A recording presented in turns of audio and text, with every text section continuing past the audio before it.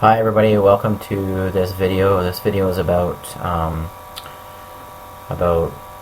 trying to identify why people have not, or students have not been able to erase.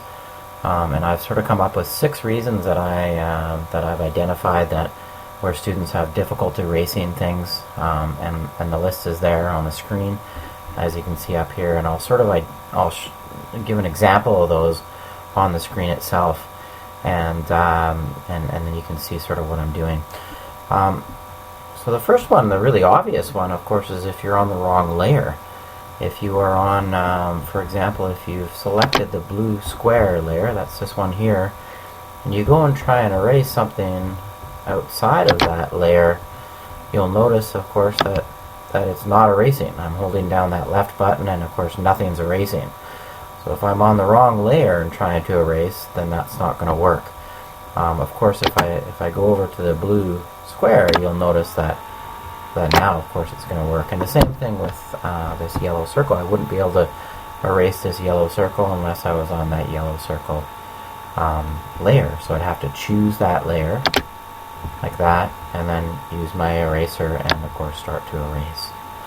So that's the first one. It's a very obvious one once you know what you're doing, but for many students that I work with, it's an issue of identifying where you are on the layer and which layer you're on to properly erase. The second one is what I call behind the layer. Now, if I had chosen, for example, this blue square, and I'm erasing here, well, it is actually erasing right now. I just can't notice it, or I can't see, because of course that yellow circle is in front of the blue square. So I've done all this erasing here, and yet it's not obvious. And that's because, of course, the yellow circle is in the way, and I can't notice it. Once I move that yellow circle, you'll be able to tell, of course, that I've actually done some erasing on the blue square. And once I move that out of the way, you'll see there's all the erasing I've done. So many of you have sort of struggled with that before, because you're erasing something behind, a layer that's in front. And I've explained on other videos, but it's important to know that, of course, the top of this list is the layer that's closest to you, and of course the second on the list is the second closest to you, and so on down the list. So the top of that list is very important to look at. That's going to be the layer that's closest to you. So I'll just I'll return that color. The third one on the list is the selection tool. Now I'll show you how that works. If I use, these are 3 different selection tools. If I use the selection tool, and you'll notice that in that yellow sort of drop down message underneath, it says ellipse select tool, or rectangle select tool, or free select tool. These are select tools. So if I draw a box, for example, I'm on the yellow layer right now. I've just drawn this box, and you'll see how on the edges it's flashing. That means I've selected that area.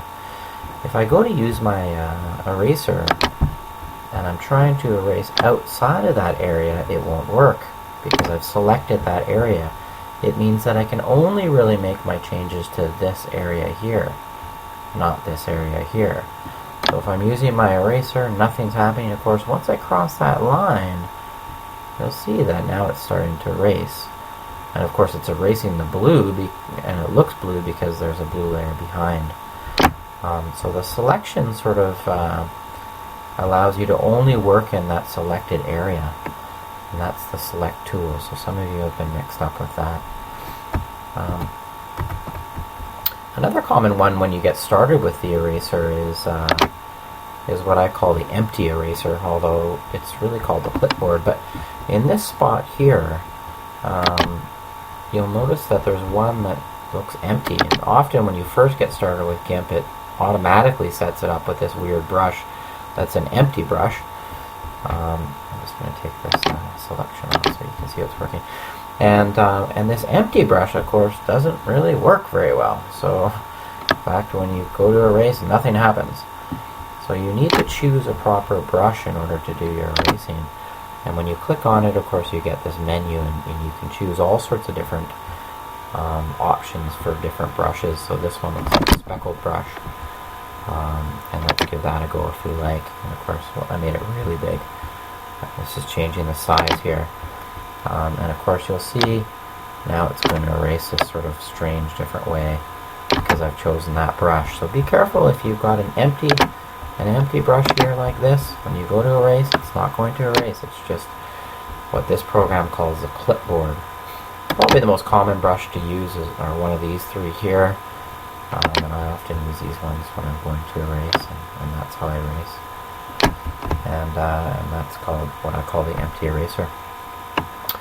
The other one to sort of make note of is called the anti-erase, and some of you have actually clicked this. It's a very useful part of this tool, and the anti-erase sort of adds the color back, or it can also even add sort of an opposite color. So if I use the anti-erase, click on that there, and I start to click here, you'll see that the color is actually coming back now.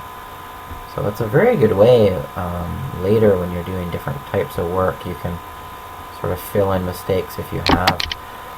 But you'll notice when you get to the edge with the anti-erase, it's kind of strange. It will of course give an edge that's black because the anti part of it is adding black because the background here is white.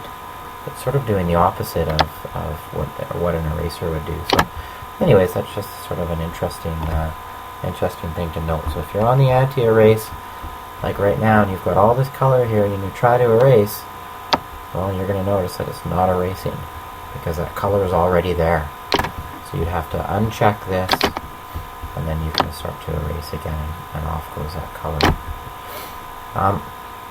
And the last one I wanted just to show you is the opacity of the particular tool. The opacity of, in this case, the eraser. And you'll see the opacity right now is at 100. And opacity is actually the amount of color that gets through the layer. So if I'm just going to choose my yellow circle layer, because this one hasn't been changed in a bit. I'll turn the size of my eraser down just so you can see. So if I'm erasing now, of course, it's going to erase that color. But if I've got the opacity down, let's try about 50% now, what you'll notice is when I erase is that not all of it's erased. In fact, only part of the yellow is erased, so it effectively looks gray, actually.